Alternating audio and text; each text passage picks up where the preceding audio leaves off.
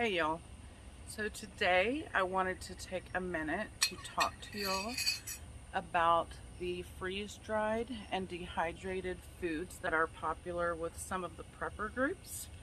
Now, these that I have in this bag, this one's from 2013. It is freeze-dried sweet corn. And then we have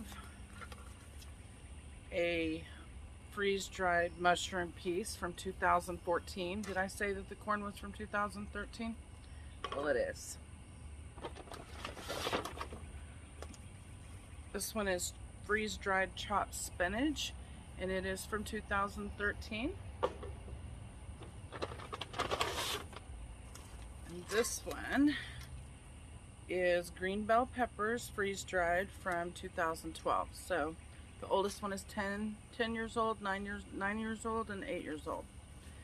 So we're gonna open these, and I'll have to vacuum pack what I don't use. Some people are wondering why some of us would spend the money on these. Let me clarify. They are not a sponsor. I'm not getting paid a penny. I'm not going to mention the name of the company, but I'm not getting paid a penny to talk to you about these. I just believe they should be part of your prepper pantry, so I'm going to show you what they're like and then explain to you what I've done with them.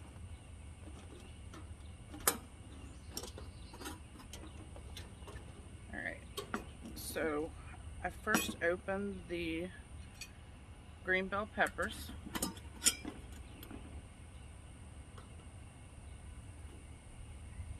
And they smell about like what you would expect canned green bell pepper or freeze-dried bell peppers to smell like.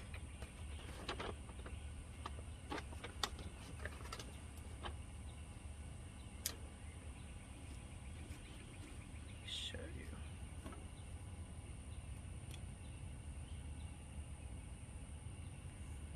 So this is 4.23 ounces, 120 grams. Let's see what's in it, if it says.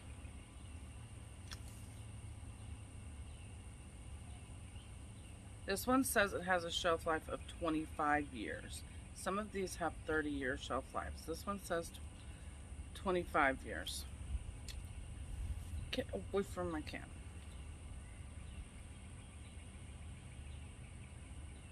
Doesn't really say if there's anything in it besides bell peppers.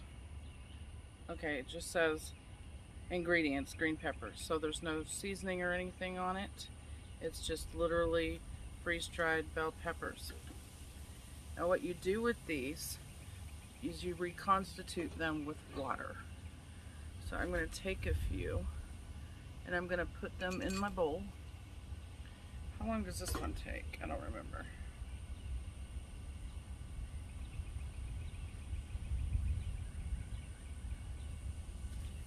Not there. It doesn't say how long this one takes. But what I have done with these is I have put them in stews and other recipes that you would normally put bell pepper in.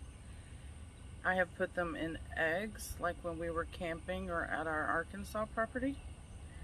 So I have just put some water in here. We're going to set this one aside and wait for that to reconstitute. Put the lid back on here. Now, I started buying these over 10 years ago when I first heard about freeze-dried food. And I wanted to make sure that I knew how to use them if push ever, my camera's rocking. I wanted to make sure that I knew how to use them if push came to shove, and I needed to, so I made it a point to follow some of their recipes and just use them in normal everyday recipes, like soups and stews and casseroles. And that's what you do with these. You reconstitute them with water and then you cook with them the way you normally would. Now personally, like something like these corn, I honestly didn't like it by itself. Here's the corn, freeze-dried corn.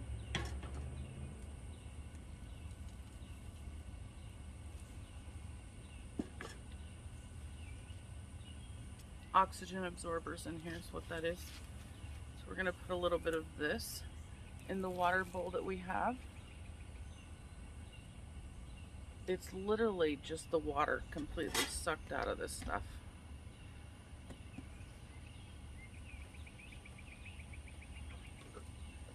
You can see, I can see by smelling it and looking at it that it's still good. After 10 years, it's still good.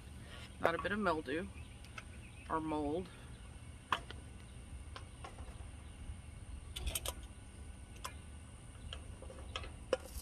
Now if the can had, I can hear air escaping as I try to open it with the can opener. Now if the can had been punctured or something, then there would have been a problem. But these cans stayed in a cool, dark place all this time for the most part, and they have done very well. There's even minimal rust on them, and that rust is probably from the humidity we have here in Texas.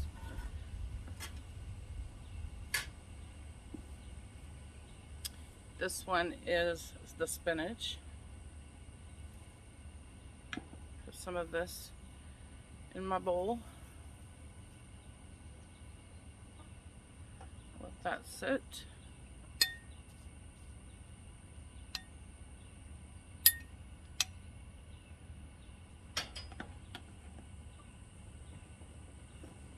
This spinach was from 2013. And the last one I'm gonna open is the mushroom pieces.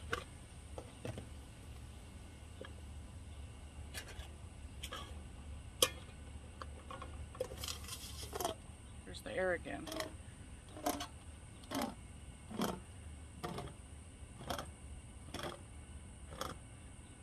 Now, if you're one of those people that can afford a freeze dryer, great, but the average person cannot. Those things are pretty pricey. But if you do what I did, and that's you get a subscription to one of these companies, you get your cans at a discounted rate, and you set your monthly budget, and you can pick and choose what you want. The apples are one of my favorites, and the price really isn't that bad. The raspberries is another, because I would want to have raspberries on hand in a SHTF situation.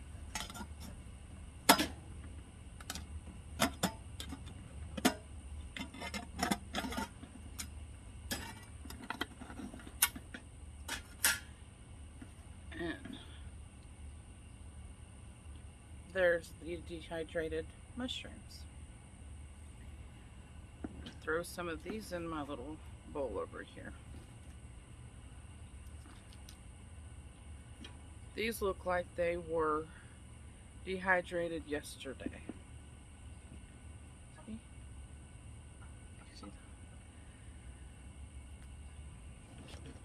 No signs of moisture, mold, anything, and this one was from 2014. So back to my bowl here. It takes a good 10 to 15 minutes to reconstitute this. I'm going to add a little bit more water. In the past, my kids were still living at home when I would cook with these.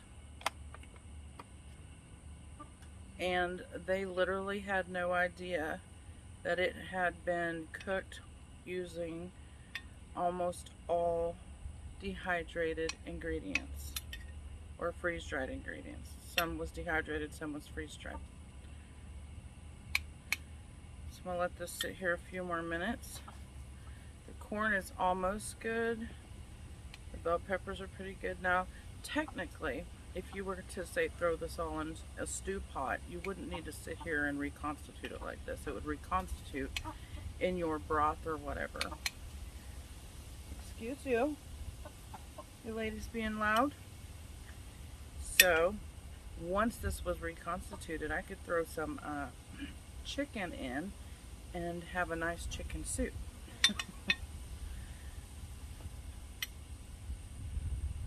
Let that sit there for a minute. So, is it worth the cost of purchasing these freeze-dried and dehydrated foods? Yes, it is.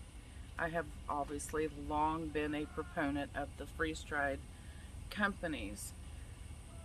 This company, Shelf Reliance, no longer exists in America anymore. So I can mention their name, I guess. They are now under a new name.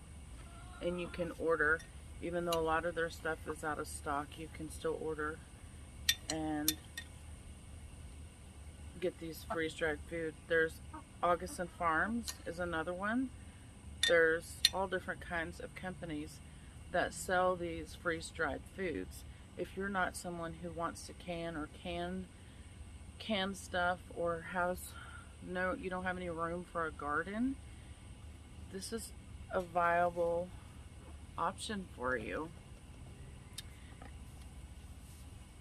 to have, you know, a pound of corn that hasn't gone bad in almost 10 years, because who knows when the grocery stores are going to completely flop, if ever, or whatever. But you know, if I have 10 cans of these corn in my pantry or under my bed or wherever I might store it, that's a lot of corn for, like, say, Tommy and I.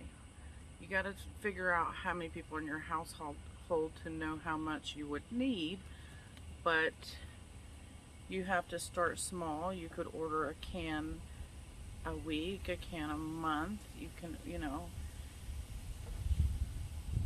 preparedness and self-reliance is about starting. You have to start somewhere. You're not going to start out the gate right where I'm at. There are people who are way ahead of me who have a 5-year supply of food in a bunker, you know. But you have to start somewhere. And I think these are a viable option for some of you to either supplement your canned foods or your grocery store bought foods, or just to have in place of canned foods because you don't have room for canning or gardening. These are lightweight. They're very lightweight because all the water's been sucked out of it. If you were to get, you know, a can this size, these are called number 10 cans. If you were to get a can this size of green beans at the grocery store, it would be heavy. These are not heavy, you know.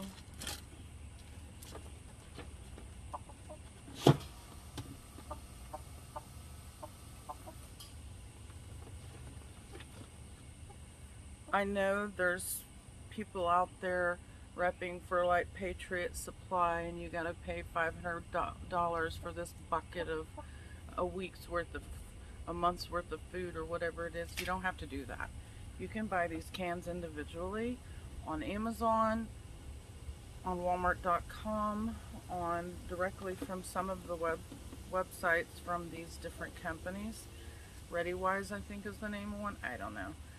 I don't keep up with all of them, but anyway, so here it is after it's reconstituted. It doesn't look like much, but you can see, you can hardly tell that it was once freeze-dried and had all the water sucked out of it.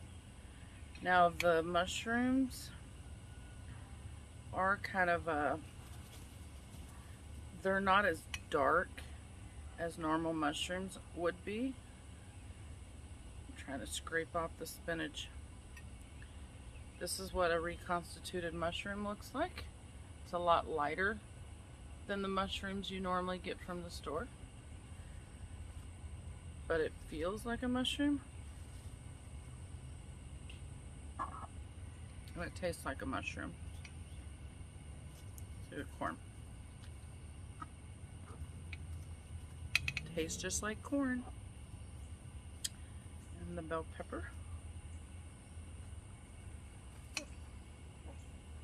Just like bell pepper. And like I said, you can use these mushrooms and bell peppers and like eggs, make an omelet. They do sell the cheese and the onions and even egg powder, milk.